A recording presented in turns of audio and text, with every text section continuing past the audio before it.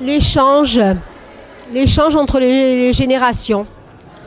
Et je pense que c'est nécessaire parce que certaines fois, je constate qu'il n'y en a pas. Il y a beaucoup de conflits, mais peu d'échanges. Moi d'abord, par génération, je peux entendre les générations comme par exemple vieux et jeunes, mais aussi générations comme par exemple l'année 70 maintenant.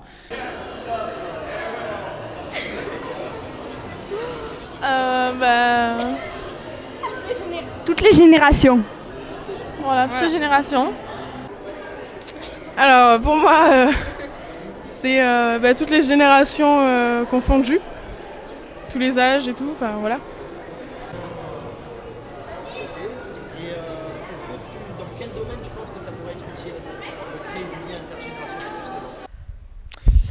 justement ? Donc pour moi, le lien intergénérationnel, c'est un échange entre des personnes d'un écart forcément différent d'âge et un partage et une transmission aussi de savoir important où je pense que justement les personnes d'un certain âge peuvent transmettre un savoir, leur vécu à d'autres personnes et voilà, qu'il y ait une interaction entre eux. Alors, le mot intergénérationnel évoque pour moi la possibilité de se faire croiser des publics d'âge différents, d'une part. Ça évoque l'idée aussi d'échanger des expériences différentes, un regard sur la réalité qui peut être aussi différent. C'est parfois quelque chose qui peut être, un petit peu amené de façon un peu fictive et un petit peu, copier-coller, ce qu'on veut absolument faire de l'intergénérationnel, faire se croiser les générations pour le faire, ça marche plus ou moins. C'est assez difficile à réaliser, c'est réaliser vraiment qu'il y ait cette rencontre qui se fasse véritablement avec un échange. Souvent on voit les publics, moi quand je l'ai monté à titre personnel, ce genre d'opération, on voit des publics qui cohabitent mais qui ne se rencontrent pas vraiment. Donc l'idée c'est de trouver vraiment une thématique, un thème, une entrée où ils peuvent vraiment partager quelque chose ensemble. Voilà, j'ai été très long, je suis désolé. Ça m'évoque un peu le rapport des générations à génération, un échange culturel des plus anciens vers les plus jeunes. Une compréhension aussi justement de ce partage-là.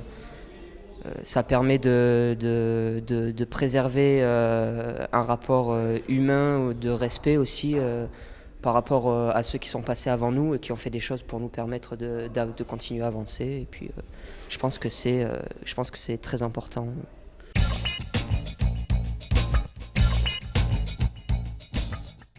J'en connais certaines, par exemple quand les enfants des écoles vont dans les maisons de retraite pour chanter, pour prendre un goûter.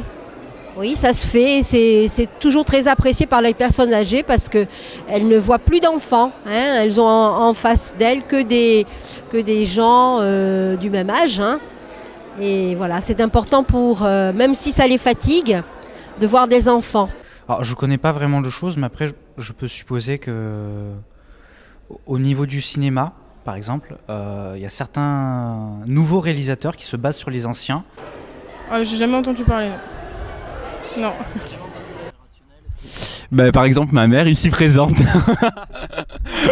Non, en fait, elle organise, elle travaille à la bibliothèque municipale et du coup, elle va dans les maisons de retraite et elle fait vraiment beaucoup de liens justement entre les maisons de retraite et aussi à travers notre événement, elle participe aussi, elle crée un tapis de lecture d'éveil en fait, où justement elle fait intervenir les personnes âgées. Oui, alors nous, au niveau de Pernay-Fontaine, je m'occupe d'un espace jeunesse, donc on accueille plutôt les adolescents de 12 à 17, 18 ans. On essaye de monter 3-4 fois par an des actions intergénérationnelles. On a donc monté traditionnelle soirée ou après-midi crêpes, rencontre au bowling. Ça reste quand même souvent sur des thèmes un peu ludiques, un peu faciles. Mais on a, justement, ça tombe bien qu'on en parle, cette semaine monté une opération autour des droits de l'enfant, donc de la Convention internationale des droits de l'enfant. Et on a réussi à trouver, à travers un jeu un peu interactif, le moyen d'associer jeunes et seniors sur cette thématique du droit des enfants. Donc c'est un exemple qui nous paraît, à mon avis, assez crédible, même si Guillaume fait des blagues. Bonjour Guillaume. Voilà, j'espère avoir répondu. Alors, un exemple comme ça, mais je sais pas si ça rentre vraiment dans le cadre. J'ai un frère qui en ce moment héberge un ami à lui qui est âgé maintenant, il doit s'approcher de la soixantaine. Et on a l'habitude de parler simplement de sa vie, de ce qu'il a vu, parce qu'il a voyagé, de ce qu'il a vécu, ses expériences personnelles, ses ressentis partagés. C'est un exemple, hein, mais je le fais souvent aussi avec Olivier de l'espace jeunesse de Pernes. Débattre, essayer de comprendre certaines choses, ça fait avancer.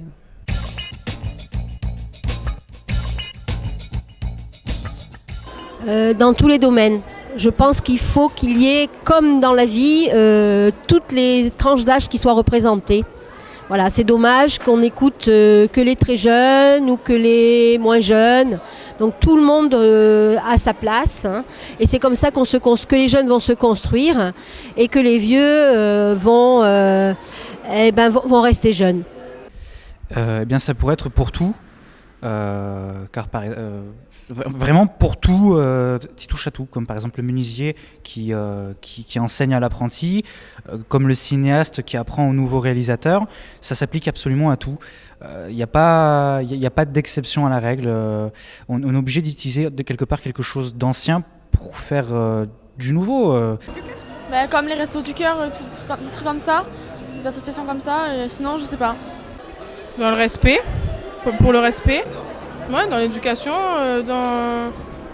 Je vois pas. Ouais, dans le social par exemple. Un peu pour tout, hein.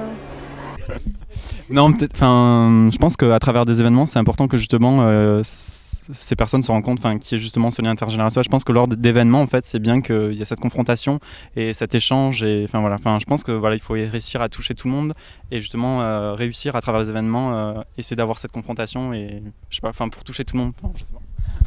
Et peut-être aussi pour les personnes plus adolescentes ou quoi, dans la recherche d'un travail ou de ce qui pourrait leur plaire plus tard, peut-être aussi les conseils et l'expérience des personnes plus âgées.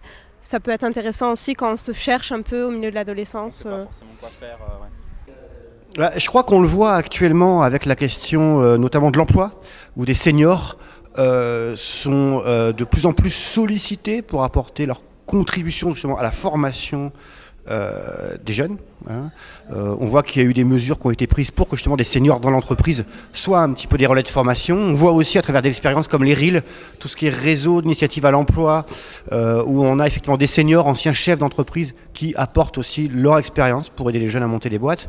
Donc je crois que là c'est vraiment quelque chose dont il faut savoir profiter justement de l'expérience de l'aîné, qui n'est pas une expérience forcément moralisatrice ou qui cherche à effectivement imposer un modèle, mais plutôt essayer de faire son marché là-dedans, de regarder ce que peuvent apporter les seniors et effectivement que chacun des publics tire parti l'un de l'autre.